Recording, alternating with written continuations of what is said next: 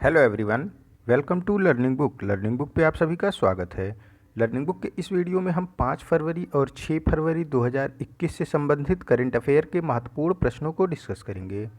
अपने क्वेश्चन के डिस्कशन की शुरुआत की जाए उससे पहले आप सभी से एक रिक्वेस्ट है कि लर्निंग बुक को अपना सपोर्ट दें और हमारी वीडियोज़ को अधिक से अधिक शेयर करें।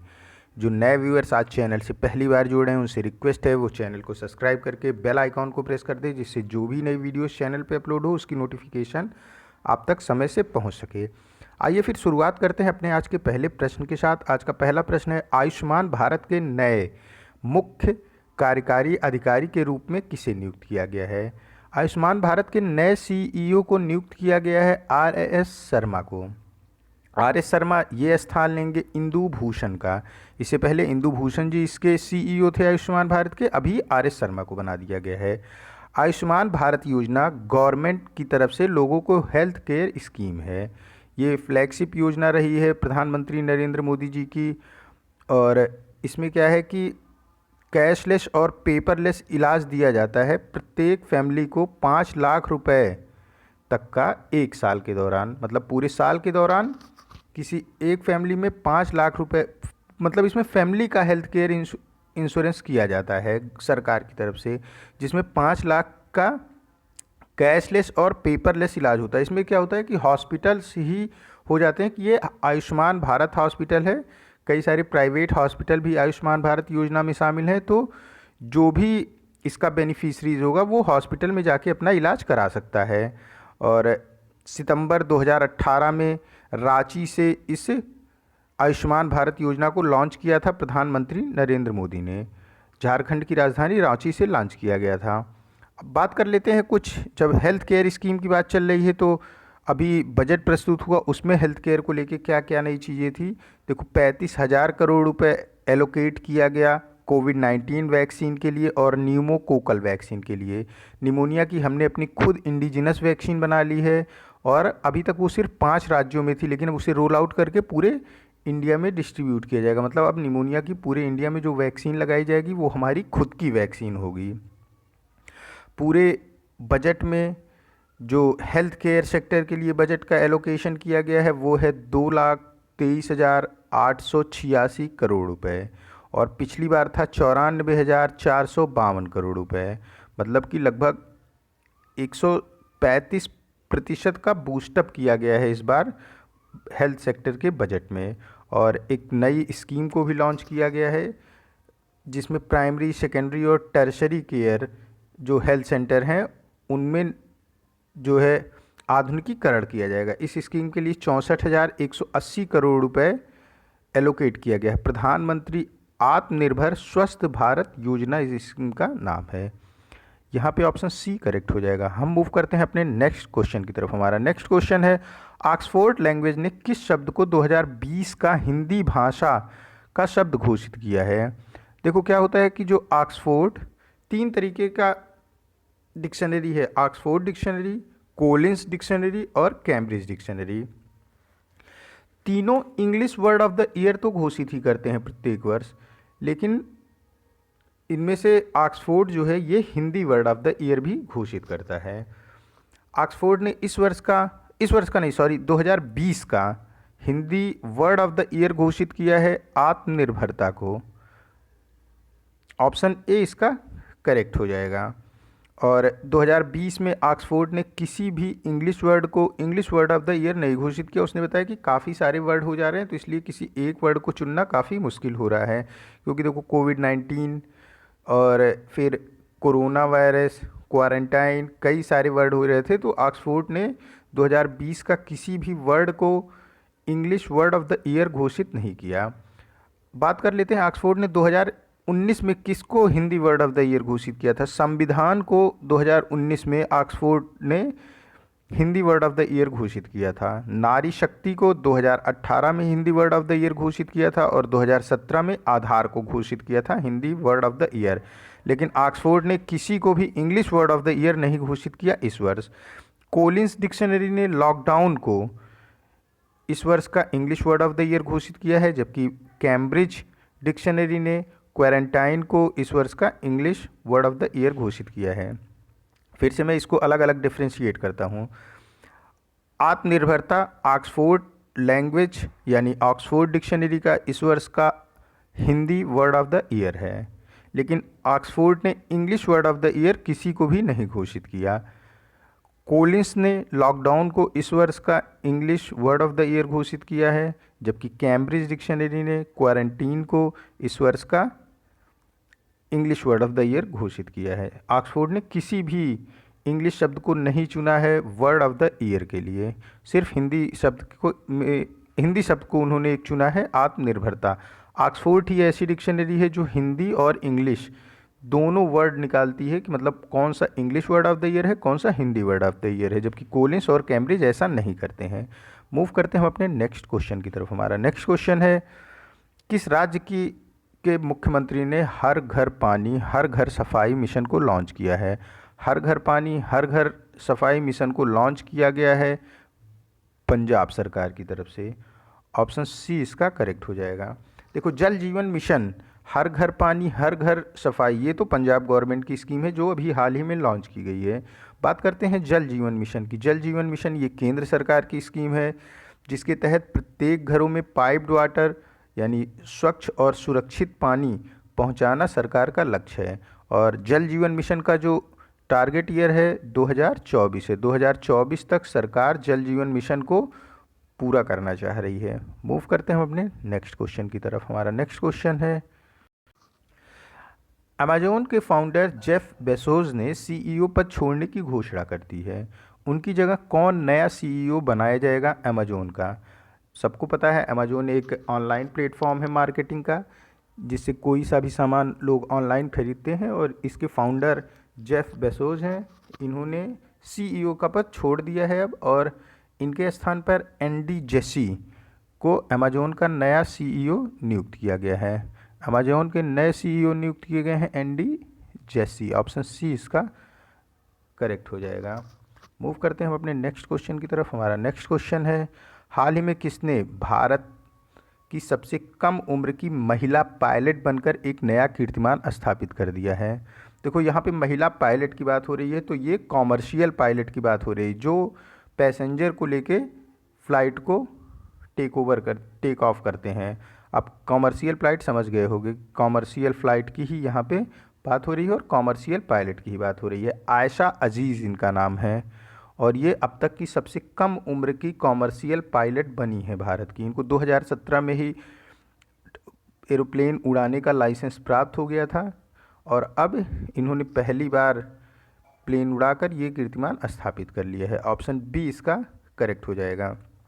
और ऑप्शन पे चर्चा कर लेते हैं। शिवांगी सिंह, भावना कंठ और अवनी चतुर्वेदी, ये तीनों ही इंडियन एयरफोर्स की फ़ाइटर प्लेन उड़ाने वाली जो एक टीम होती है, वो पूरी महिलाओं की टीम थी, और पहली बार ही ये महिलाएं शामिल हुई किसी फ़ाइटर प्लेन को उड़ाने में। तो भावना कांत, अवनी चतुर्वेदी और मोहना सिंह, ये तीनों ही जो है फीमेल की एंट्री इन्हीं के साथ ओपन हुई है इंडियन एयरफोर्स में फ़ाइटर प्लेन उड़ाने के लिए।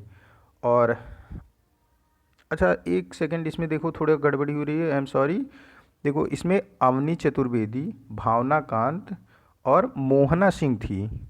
ये अभी शिवांगी सिंह पे हम चर्चा करेंगे, शिवांगी सिंह को काट देते हैं। मोहना सिंह थी तीसरी, इसमें ये मिस हो गया मुझसे, मोहना सिंह थी।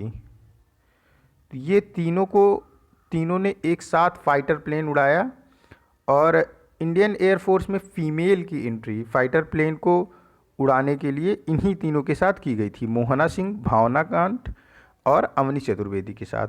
शिवांगी सिंह ये पहली ऐसी फीमेल हैं जिन्होंने राफेल फ़्लाइट जेट को उड़ाया। राफेल अभी हम फ्रांस से मंगा रहे हैं, और उसके 3 जो है जत्थे आ चुके हैं। तो शिवांगी सिंह एक राफेल को उड़ाने वाली पहली फ़ीमेल बनी है इंडिया में। तो शिवांगी सिंह ये राफेल को उड़ाने वाली पहली फ़ीमेल हैं। आयशा अजीज़ ये कॉमर्शियल पायलट हैं और सबसे कम उम्र की फ़ीमेल कॉमर्शियल पायलट हैं इंडिया की। भावना कंठ, अवनी चतुर्वेदी और मोहना सिंह, ये तीनों इंडियन एयरफोर्स के फ़ाइटर प्लेन की पायलट के लिए, मतलब इन तीनों की एंट्री, फ़ीमेल एंट्री इन्हीं के साथ खोली गई थी। मूव करते हैं हम अपने नेक्स्ट क्वेश्चन की तरफ। हमारा नेक्स्ट क्वेश्चन है, देखो पहले क्या था कि इंडियन एयरफोर्स में फीमेल को फाइटर प्लेन उड़ाने के लिए नहीं अनुमति दी प्रदान की गई थी, लेकिन इन्हीं तीनों के साथ भावना कांत, अवनी चतुर्वेदी और मोहना सिंह के साथ इनकी फीमेल को भी फाइटर प्लेन उड़ाने की अनुमति प्रदान की गई भारत में, और उस समय थे मनोहर पारिकर हमारे रक्षा मंत्री। नेक्स्ट क्वेश्चन है, विश्व कुष्ठ रोग दिवस निम्न में से कब मनाया जाता है? ये प्रत्येक जनवरी के लास्ट संडे को इसको मनाते हैं, मतलब इसकी कोई फिक्स डेट नहीं, जो लास्ट संडे होगा किसी भी जनवरी का उसी दिन इसको मनाते हैं। ऑप्शन ए यहाँ पे करेक्ट हो जाएगा। कुष्ठ रोग दिवस क्या होता है कि लॉस ऑफ सेंसेशन हो जाता है किसी बॉडी के पार्ट से, तो अगर आदमी अवेयर है और शुरुआत में ही इसका पता चल जाता है तो फिर इसको दवा के जरिए सही किया जा सकता है। नहीं तो फिर क्या होता है कि धीरे धीरे बॉडी के पार्ट्स भी कट के ख़त्म होने लगते हैं, खुद ब खुद बॉडी के पार्ट कट के गिरने लगते हैं। तो ये काफ़ी मतलब इसका जो आखिरी स्टेज होता है वो काफ़ी ज़्यादा ही गलत होता है, और मतलब बॉडी का पार्ट ही ख़राब हो रहा है पूरा। तो इसीलिए शुरुआत में ही अर्ली स्टेज में ही इसका पता लग जाए, इसी के लिए लोगों को अवेयर करने के उद्देश्य से प्रत्येक वर्ष जनवरी के आखिरी रविवार के दिन विश्व कुष्ठ रोग दिवस मनाते हैं। और जो कुष्ठ रोग होता है इसको लेप्रोसी बोलते हैं। लेप्रोसी ये बैक्टीरियल डिजीज़ है। मूव करते हैं हम अपने नेक्स्ट क्वेश्चन की तरफ। हमारा नेक्स्ट क्वेश्चन है, हाल ही में पश्चिम रेलवे ने किस राज्य की बघई वालीमोरा के बीच 107 साल पुरानी नैरो गेज हेरिटेज ट्रेन सहित 3 ट्रेनों की सेवाओं को अस्थायी रूप से स्थगित करने का निर्णय लिया है? देखो, बघई बालीमोरा के बीच जो 107 साल पुरानी नैरो गेज हेरिटेज ट्रेन चलाई जा रही थी, वो चलाई जा रही थी गुजरात में, और गुजरात की ही 3 और ट्रेनों को पश्चिमी रेलवे ने क्या किया है, पूरी तरीके से स्थगित करने का निर्णय लिया है। हेरिटेज ट्रेन क्या होता है? हेरिटेज ट्रेन पुरानी जो ऐतिहासिक ट्रेनें होती हैं उनको बोलते हैं। अब सोचो 107 साल पुरानी थी ये, तो इसीलिए ये हेरिटेज ट्रेन थी। और नैरो गेज मतलब कि जो दोनों पटरियों के बीच की जो डिस्टेंस होती है वो काफ़ी पतली होती है, यानी ये ट्रेनें आम ट्रेनों के मुकाबले काफ़ी ज़्यादा पतली पतली ट्रेनें होती हैं। इसका बहुत ही पुराना इतिहास है बघई बालीमोरा ट्रेन का। ये गायकवाड़ वंश की निशानी माना जाता है। 1913 में इसकी शुरुआत की गई थी। गायकवाड़ वंश, ये बड़ौदा रियासत पर गायकवाड़ वंश ने शासन किया हुआ है, और ये ट्रेन गुजरात के आदिवासी क्षेत्रों को ले करके जाया करती थी और 63 किलोमीटर की दूरी को अभी तक ये तय करती थी, लेकिन इसे अभी बंद करने का निर्णय ले लिया गया है पश्चिमी रेलवे के द्वारा। ऑप्शन सी यहाँ पे करेक्ट हो जाएगा। देखो, बात करते हैं कि यूनेस्को वर्ल्ड हेरिटेज ने भारत की कौन कौन सी रेलवे को वर्ल्ड हेरिटेज घोषित किया है, यानी वैश्विक विरासत घोषित किया है। भारत की दार्जिलिंग हिमालय रेलवे को यूनेस्को द्वारा वर्ल्ड हेरिटेज घोषित किया गया है। नीलगिरी माउंटेन रेलवे को यूनेस्को द्वारा वर्ल्ड हेरिटेज घोषित किया गया है। कालका शिमला रेलवे को यूनेस्को द्वारा वर्ल्ड हेरिटेज घोषित किया गया है, और छत्रपति शिवाजी टर्मिनस को भी यूनेस्को द्वारा वर्ल्ड हेरिटेज घोषित किया गया है। तो मैं फिर से जल्दी जल्दी रिपीट कर देता हूँ। दार्जिलिंग हिमालय रेलवे पहला, नीलगिरी माउंटेन रेलवे दूसरा, कालका शिमला रेलवे तीसरा, और छत्रपति शिवाजी टर्मिनस चौथा। 4 इंडियन रेलवे जो हैं उनको यूनेस्को द्वारा वर्ल्ड हेरिटेज घोषित किया गया है। इसे भी आप ध्यान में रखोगे, खास करके वो अभ्यर्थी जो कि अभी रेलवे की एनटीपीसी या फिर ग्रुप डी की परीक्षा जिनको देने जाना बाकी है। तो ये चारों आप याद रखोगे, दार्जिलिंग, नीलगिरी, कालका, छत्रपति, ये चारों ही यूनेस्को द्वारा वर्ल्ड हेरिटेज घोषित हैं। हम मूव करते हैं अपने नेक्स्ट क्वेश्चन की तरफ। हमारा नेक्स्ट क्वेश्चन है, विश्व कैंसर दिवस निम्न में से कब मनाया जाता है? देखो, विश्व कैंसर दिवस प्रत्येक वर्ष 4 फरवरी के दिन मनाया जाता है। मैंने आपको पहले ही बता दिया है कि जिस दिन का क्वेश्चन रहेगा सेम डे का कौन सा दिन कब मनाया जाता है उस दिन मैं नहीं इसको पुटअप करूँगा क्वेश्चन में, क्योंकि क्या होता है कि उससे दिमाग में फिर वही दिन आ जाता है कि आज का क्वेश्चन कर रहे हैं तो आपके दिमाग में वो आंसर आ जाता है, लेकिन वो जब एग्जामिनेशन हॉल में वो काम नहीं करता। तो इस वजह से अब 1-2 दिन पुराना या फिर 1 हफ्ते पुराना क्वेश्चन रहेगा कि किसी डे से रिलेटेड, किसी दिवस से रिलेटेड, तो आप उसको अपने दिमाग में फिर अस्थायी रूप से याद करने का प्रयास करोगे। विश्व कैंसर दिवस प्रत्येक वर्ष 4 फरवरी को मनाया जाता है। कैंसर एक बहुत ही घातक बीमारी है। कैंसर होता क्या है कि ये अनकंट्रोल्ड सेल ग्रोथ होने लगता है, मतलब हमारे सेल में कोई चोट लगती है तो घाव को भरने के लिए नए सेल का फॉर्मेशन होता है, लेकिन जब यही सेल का फॉर्मेशन क्या हो, अनकंट्रोल हो जाए, तो उसे कैंसर बोलते हैं। और अनकंट्रोल अगर इसका शुरुआती समय में पता चल जाए तो काफ़ी हद तक इसे ठीक किया जा सकता है, लेकिन इसमें कई सारी स्टेजें होती हैं, stage 1, stage 2, stage 3, stage 4। Stage 2 के बाद पता चलने के बाद इसको सही करना उतना आसान काम नहीं होता है।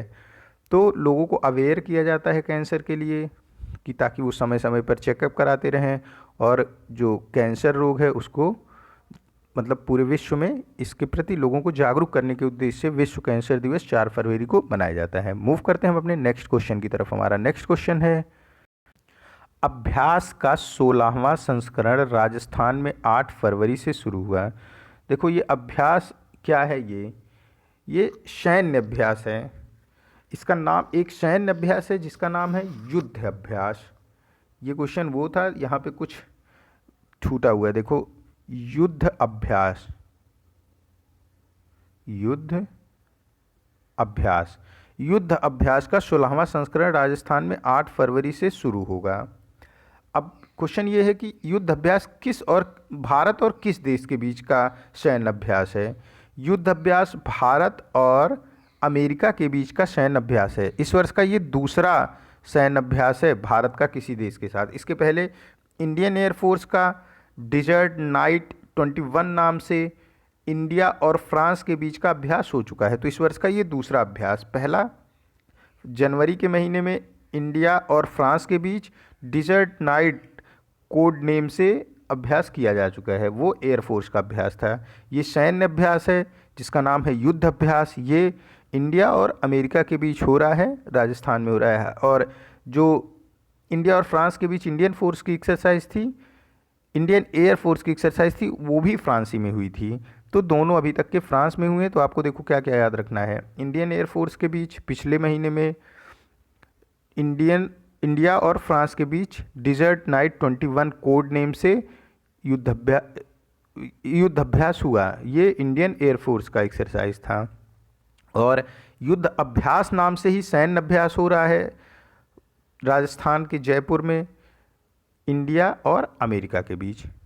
यहाँ पे ऑप्शन सी करेक्ट हो जाएगा। हम मूव करते हैं अपने नेक्स्ट क्वेश्चन की तरफ। हमारा नेक्स्ट क्वेश्चन है, किस देश ने कोविड-19 के मद्देनज़र भारत और 20 देशों से आने वाली उड़ानों को अस्थायी रूप से रद्द कर दिया। सऊदी अरब ने कोविड-19 के मद्देनज़र भारत और सऊदी अरब जाने वाली 20 अन्य उड़ानों को अस्थायी रूप से रद्द कर दिया है।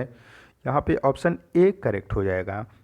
और जब नया स्ट्रेन आया कोविड-19 का, तो सबसे पहले पूरे देश में दोबारा लॉकडाउन लगाने वाला देश बना ब्रिटेन। ब्रिटेन में ही कोविड-19 के नए स्ट्रेन मिले थे, तो फिर ब्रिटेन ने अपने पूरे देश में लॉकडाउन लगा दिया था। और ब्रिटेन के बाद दोबारा पूरे देश में उसी फुल पावर के साथ लॉकडाउन लगाने वाला देश बना जर्मनी। तो ब्रिटेन दोबारा पूरे देश में लॉकडाउन लगाने वाला पहला देश था, जर्मनी दोबारा पूरे देश में एक साथ लॉकडाउन लगाने वाला दूसरा देश था। और सऊदी अरब ने भारत और 20 अन्य देशों से आने वाली उड़ानों को अस्थायी रूप से अभी रद्द कर दिया है। हम मूव करते हैं अपने नेक्स्ट क्वेश्चन की तरफ। नेक्स्ट क्वेश्चन है हमारा, फेसबुक आईएनसी ने किसको अपना पहला मुख्य अनुपालन अधिकारी नियुक्त किया है। देखो अनुपालन अधिकारी क्या होता है, चीफ कॉम्प्लायंस ऑफिसर इसको बोलते हैं, CCO। इनका जो मेन काम होता है, ये जो प्रोटोकॉल बनाए जा रहे हैं किसी भी कंपनी के द्वारा उसका वैश्विक अनुपालन हो, और साथ ही साथ इनको जोखिम प्रबंधन का भी काम दिया जाता है। कंपनी में जो भी कानून और नैतिक आचरण हैं उनके उच्च मानकों को बढ़ावा मिले और उनको स्थापित किया जाए कंपनी के कानूनों का, यही काम होता है CCO का। और पहले CCO बनाए गए हैं हेनरी मोनिजा फेसबुक के। ऑप्शन बी यहाँ पे करेक्ट हो जाएगा। अगर आप लगातार करंट अफेयर के वीडियोस को देख रहे होंगे तो आपको ध्यान होगा कि सितंबर महीने में RBI ने भी ये घोषित किया था और रूल एंड रेगुलेशन बताए थे कि प्रत्येक बैंक को अपना CCO नियुक्त करना होगा। और CCO नियुक्त करने का मतलब कि जो भी बैंक के रूल एंड रेगुलेशन है उनका अनुपालन अच्छी तरीके से हो और कंपनी में कानून और नैतिक आचरणों के उच्च मानकों की स्थापना की जा सके, इसीलिए CCO जो होते हैं चीफ कॉम्प्लायंस ऑफिसर या फिर मुख्य अनुपालन अधिकारी की नियुक्ति होती है। तो एसबीआई के पहले सीसीओ हैं रिंकू शर्मा और अशोक ढींगरा, ये पीएनबी के पहले सीसीओ हैं चीफ कॉम्प्लायंस ऑफिसर, और बैंक ऑफ बड़ौदा के पहले चीफ कॉम्प्लायंस ऑफिसर हैं संजय कुमार, और पहले चीफ ऑफ सीसीओ फेसबुक के हैं हेनरी मोनिजा। फेसबुक के फाउंडर मार्क जुकरबर्ग हैं और यही इसके सीईओ भी हैं, और फेसबुक का हेडक्वार्टर कैलिफोर्निया अमेरिका में है। हम मूव करते हैं अपने नेक्स्ट क्वेश्चन की तरफ। हमारा नेक्स्ट क्वेश्चन है, भारत 2020 लोकतंत्र सूचकांक की वैश्विक रैंकिंग में 2 स्थान फिसलकर किस स्थान पर पहुंच गया है? भारत 2020 में इस रैंकिंग में 53rd रैंक पे पहुंच गया है। पिछले वर्ष भारत इसमें 91वें स्थान पर था। क्या है लोकतंत्र सूचकांक की वैश्विक रेटिंग? देखो, लोकतंत्र सूचकांक क्या होता है? लोकतंत्र सूचकांक का मतलब ये होता है कि जो लोकतांत्रिक मूल्य होते हैं, लोकतांत्रिक मूल्य में नागरिकों की स्वतंत्रता, समानता एवं न्याय के लिए आदर्श, प्रेस का फ्रीडम, ये सब लोकतांत्रिक मूल्यों में आते हैं। अब जो देश अपने लोकतांत्रिक मूल्यों को सबसे अच्छी तरीके से उसका अनुपालन कर रहा होगा वो इस सूची में सबसे अच्छा होगा। यानी भारत में लोकतंत्र को लेकर के जो मूल्य हैं वो उतने अच्छे काम नहीं कर रहे हैं, इसीलिए भारत 2 स्थान खिसक कर 53वें स्थान पे आ गया है। इस सूची को जारी करता है economist intelligence unit. Economist intelligence unit, इसका हेडक्वार्टर लंदन यूनाइटेड किंगडम में है। और भारत का 2 स्थान खिसकना ये बता रहा है कि जो हमारे लोकतंत्र के आदर्श हैं उनको लागू करने में हमारी सरकार उतनी अच्छी तरीके से सफल नहीं हो सकी है पिछले वर्ष, इसीलिए 2 स्थान नीचे खिसके हैं। हालांकि 51 रैंक भी उतनी अच्छी रैंक नहीं मानी जाएगी, क्योंकि हमारा देश पूरे विश्व का सबसे बड़ा संविधान का देश है और सबसे बड़ा लोकतांत्रिक देश है। तो इस वजह से हमें हमेशा अंडर 10 में रहना चाहिए इसमें, कि हम अपने लोकतांत्रिक मूल्यों, आदर्शों को पूरी भली भांति अच्छे से इम्प्लीमेंट कर रहे हैं। हालांकि जो भी पड़ोसी देश हैं उनकी रैंक हमसे काफ़ी ख़राब है, चाहे आप पाकिस्तान को ले लो या फिर चाइना को ले लो या फिर आप बांग्लादेश को ले लो, इन सभी की रैंक हमसे ख़राब है। मूव करते हैं हम अपने नेक्स्ट क्वेश्चन की तरफ। हमारा नेक्स्ट क्वेश्चन है, कौन सा राज्य लड़ाकू विमानों की आपात लैंडिंग और उड़ान भरने के लिए एक्सप्रेस वे पर 2 हवाई पट्टी जहाज वाला भारत का पहला राज्य बना है? 2 हवाई जहाज पट्टी वाला भारत का पहला राज्य कौन सा राज्य बना है? बात की जा रही है एक्सप्रेसवे पे।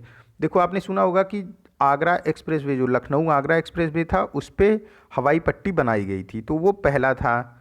और अभी दूसरा जो पूर्वांचल एक्सप्रेसवे बन रहा है वहाँ पर भी हवाई पट्टी का निर्माण किया जा रहा है, पूर्वांचल एक्सप्रेसवे पर भी। और पूर्वांचल एक्सप्रेसवे ये गाजीपुर को लखनऊ से कनेक्ट करेगा। ये गाजीपुर, अंबेडकर नगर और फिर अयोध्या, बाराबंकी, सुल्तानपुर और लखनऊ, इतने जगहों को ये कनेक्ट करेगा। इस पे सुल्तानपुर पे एक स्थान है कूड़ेभार, वहाँ पे हवाई पट्टी का निर्माण किया जा रहा है। हवाई पट्टी का निर्माण करने का मतलब ये होता है कि कोई आपात लैंडिंग करानी हो किसी भी लड़ाकू विमान को, तो वहाँ से टेक ऑफ और लैंडिंग की सुविधा दोनों उपलब्ध रहे। और ये काफ़ी मजबूत बनाना होता है। रनवे बनाने के लिए आप समझ सकते हो कि लगभग 3-4 किलोमीटर का रनवे होता है, तो बिल्कुल वो स्ट्रेट रनवे होना चाहिए। ये सारी सुविधाएं यहाँ पर होनी चाहिए। तो पूरे देश में 2 हवाई पट्टी, एक्सप्रेसवे पर 2 हवाई पट्टी वाला भारत का पहला राज्य बन गया है उत्तर प्रदेश। पहली हवाई पट्टी है लखनऊ आगरा एक्सप्रेसवे पे और दूसरी हवाई पट्टी है पूर्वांचल एक्सप्रेसवे पे। मूव करते हैं हम अपने नेक्स्ट क्वेश्चन पे। हमारा नेक्स्ट क्वेश्चन है, United nation trade and development global investment trade monitor पर सम्मेलन के अनुसार 2020 के भारत में एफडीआई की दर क्या रही है? देखो, 2020 में भारत की जो एफडीआई की दर रही थी वो 13% वृद्धि किया है भारत में एफडीआई। मतलब फॉरेन से जो लोग इन्वेस्ट करना चाह रहे हैं भारत में, उनमें 13% की वृद्धि हुई है 2020 में 2019 के तुलना में। यहाँ पे ऑप्शन सी करेक्ट हो जाएगा। हम मूव करते हैं अपने नेक्स्ट क्वेश्चन की तरफ। हमारा नेक्स्ट क्वेश्चन है, भारत के कपड़ा मंत्रालय ने मेमर्स निस्केन क्वालिटी इवैल्यूएशन सेंटर के साथ एक समझौता किया है। इस समझौते के अनुसार कौन सा देश भारतीय कपड़ा उत्पादों का आयात करेगा? देखो, भारत कपड़ा आयात करने में विश्व का 6वां सबसे बड़ा देश है। मतलब कि हम दूसरे देशों को कपड़ा आयात करते हैं, इस मामले में हम पूरे विश्व में 6वें सबसे बड़े देश हैं। और इस समझौते के अनुसार भारत जापान को कपड़ा आयात करेगा। ऑप्शन ए यहाँ पे करेक्ट हो जाएगा। और जापान कपड़ों के लिए पूरे विश्व का 3रा सबसे बड़ा मार्केट है। मतलब कि जापान में कपड़े मंगाए जाते हैं बाहर से, तो जापान कपड़ों का इंपोर्ट करने के मामले में 3री सबसे बड़ी मार्केट है। और भारत सबसे बड़ा 6वां निर्मातक है कपड़ों का। और अभी आपने बजट में देखा होगा कि कॉटन पर कस्टम ड्यूटी इंक्रीज़ कर दी गई। पहले 0% कस्टम ड्यूटी हम कॉटन पे लेते थे, अभी लेकिन वो 15% हो गई। और सिल्क के कपड़ों पर भी कस्टम ड्यूटी को बढ़ाया गया है। लेकिन नायलॉन के कपड़े जो हैं उनको सस्ता कर दिया गया है इस वर्ष। तो कॉटन और सिल्क इन दोनों के रेट में बढ़ोतरी होगी और नायलॉन ये सस्ते होंगे। और हम कपड़े का आयात करेंगे जापान को। ऑप्शन ए यहाँ पे करेक्ट हो जाएगा। मूव करते हैं हम अपने नेक्स्ट क्वेश्चन की तरफ। हमारा नेक्स्ट क्वेश्चन है, ये लास्ट स्लाइड है, इसमें देखते हैं कितने क्वेश्चन हैं। हाल ही में भारतीय स्टेट बैंक के प्रबंध निदेशक के रूप में किसे नियुक्त किया गया है? देखो, 2 प्रबंध निदेशक की नियुक्ति की गई है। 2 मैनेजरिंग डायरेक्टर नियुक्त किए गए हैं स्टेट बैंक ऑफ इंडिया के, अश्वनी कुमार तिवारी और दूसरे हैं स्वामीनाथन जानकी रमन। तो ऑप्शन यहाँ पे करेक्ट हो जाएगा सी। अश्वनी कुमार तिवारी, स्वामीनाथन जानकी रमन, इन दोनों को भारतीय स्टेट बैंक का प्रबंध निदेशक मैनेजरिंग डायरेक्टर एमडी के रूप में नियुक्ति की गई है। तो दोनों ऑप्शन करेक्ट हो जाएंगे। मूव करते हैं अपने नेक्स्ट क्वेश्चन की तरफ। हमारा नेक्स्ट क्वेश्चन है, कॉलेज के छात्रों द्वारा डिजाइन किए गए नैनो उपग्रह का क्या नाम है, जिसे इसरो 28 फरवरी 2021 को लॉन्च करेगा? देखो, श्री शक्ति सैट नाम से 12 कॉलेज स्टूडेंटों ने मिलकर इस नैनो उपग्रह का निर्माण किया है क्या? कोयम्बटूर में एक कॉलेज है, इसका नाम है Shri Shakti institute of engineering and technology. यहाँ के 12 छात्रों ने इसरो के साथ मिलकर के नैनो उपग्रह को बनाया है और इसरो इसे 28 फरवरी को लॉन्च करेगा। ये नैनो उपग्रह इंटरनेट ऑफ थिंग्स से रिलेटेड नैनो उपग्रह है और 28 फरवरी को इसरो द्वारा इसे लॉन्च कर दिया जाएगा। इसका नाम है श्री शक्ति सैट। तो यहाँ पे आपको देखो कितनी बातें याद रखनी है। पहली तो आप अगर नाम याद है श्री शक्ति सैट, तो आप समझ लोगे कि इसे Shri Shakti institute of engineering and technology, जो कि कोयम्बटूर में है, वहाँ के 12 छात्रों द्वारा मिलकर निर्माण किया गया है इसका। तो ऑप्शन बी आप करेक्ट कर दोगे। और कहाँ के छात्र हैं? तो Shri Shakti institute of engineering and technology. कितने छात्र हैं वहाँ के? 12। इन्होंने इसरो के साथ मिलकर इसे बनाया है और 28 फरवरी को इसरो इसे लॉन्च करेगा। ये इंटरनेट ऑफ थिंग्स से रिलेटेड उपग्रह है। इंटरनेट ऑफ थिंग्स से रिलेटेड ये उपग्रह है। मूव करते हैं हम अपने नेक्स्ट क्वेश्चन की तरफ। हमारा नेक्स्ट क्वेश्चन है, big billion startup the untold Flipkart story पुस्तक को किसने लिखा है, जिसे Gaja Capital Business Book Prize 2020 जीता? Big billion startup the untold Flipkart story पुस्तक को लिखा है मिहिर दलाल ने। ऑप्शन ए यहाँ पे करेक्ट हो जाएगा। और इस पुस्तक को Gaja Capital Business Book Prize 2020 भी प्राप्त हुआ है। ये आज का लास्ट क्वेश्चन था। हम मिलते हैं अपने नए करंट अफेयर के साथ नेक्स्ट वीडियो में। तब तक के लिए आप keep study on learning book. Thank you for watching this.